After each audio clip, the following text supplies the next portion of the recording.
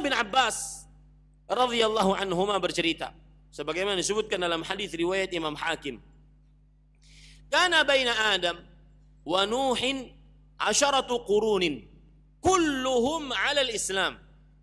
Artinya, di antara Nabi Adam dengan Nabi Nuh itu 10 abad. Seluruhnya di atas Islam, di atas tauhid, di atas keikhlasan. Dan saya ingin mengingatkan di sini, tauhid, ikhlas, Islam, iman itu sinonim.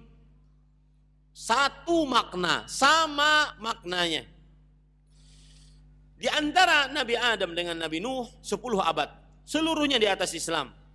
Kemudian para ikhwan yang dirahmati oleh Allah, setelah itu di abad atau ketika zaman Nabi Nuh alaihi salam, sebagian orang-orang terlalu berlebih-lebihan terhadap orang-orang saleh.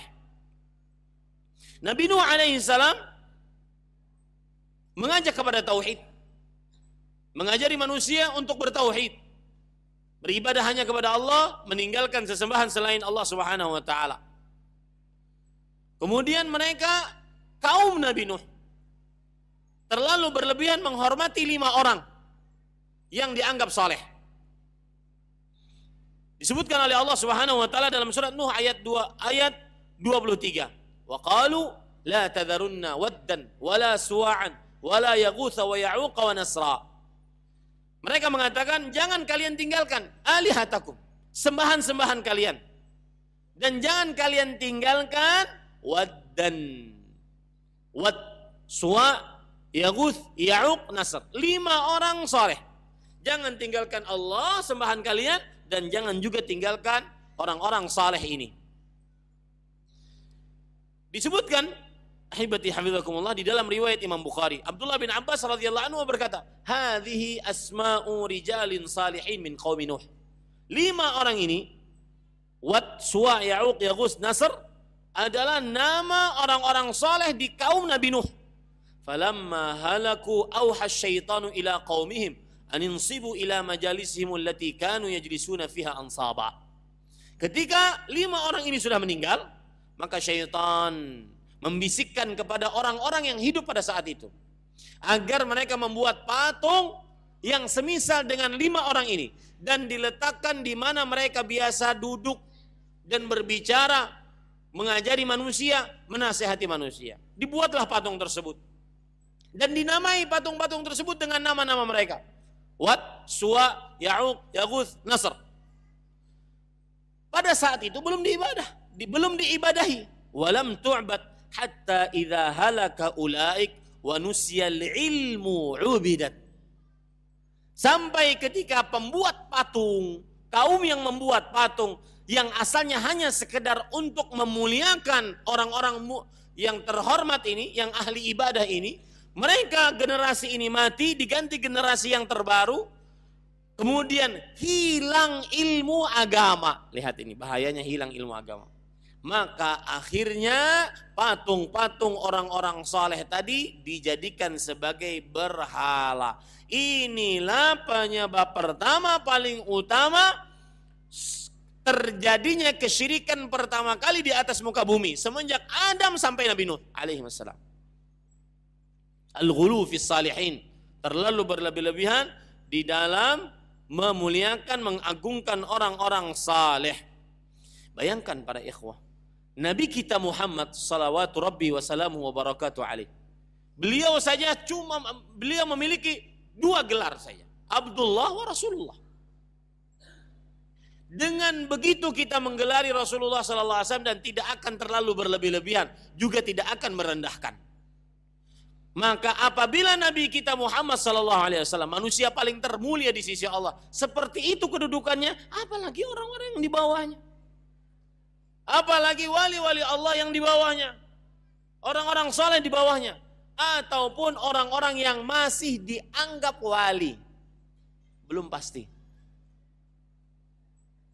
Ini para ikhwan yang dirahmati oleh Allah Subhanahu wa taala. Maka hati-hati.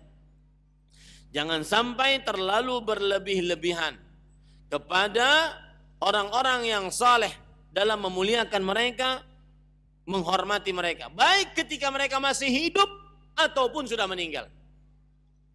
Ya, karena ini adalah penyebab kesyirikan pertama yang pernah ada di atas muka bumi ini. Oleh sebab itulah Allah mengingatkan ahlul kitab yang sudah terlalu berlebihan mengkultuskan Nabi Isa putra Maryam. Allah berfirman di dalam Al-Quran dalam surah An-Nisa ayat 171. Ya ahlul kitab, la taghlu fi dinikum. Wahai ahlul kitab, jangan kalian ghulu, berlebih-lebihan di dalam agama kalian. Wala taqulu 'ala Allah illa al-haq. Jangan kalian katakan tentang Allah kecuali kebenaran. Innamal masihu Isa bin Maryam Rasulullah wa kalimatuhu alqaha ila Maryam wa ruhun min. Sesungguhnya Nabi Isa hanyalah putra Maryam. Nabi Isa putra Maryam hanyalah Rasul Allah. Kalimat Allah yang Allah masukkan ke dalam perut Maryam. Apa maksudnya kalimat Allah? Ketika Allah ingin menciptakan Nabi Isa di dalam perut Maryam, tanpa Maryam alaihissalam mempunyai suami, Allah subhanahu wa ta'ala cuma mengatakan kun. Innama amruhu idza arada syai'an an yaqula lahu kun. Jika Allah menginginkan perkaranya, maka Allah hanya mengucapkan kun. Itu yang dimaksud dengan Nabi Isa putra Maryam adalah kalimat Allah. Kalimat Allah di sini adalah kalimat kun. Ya, kalimat kun.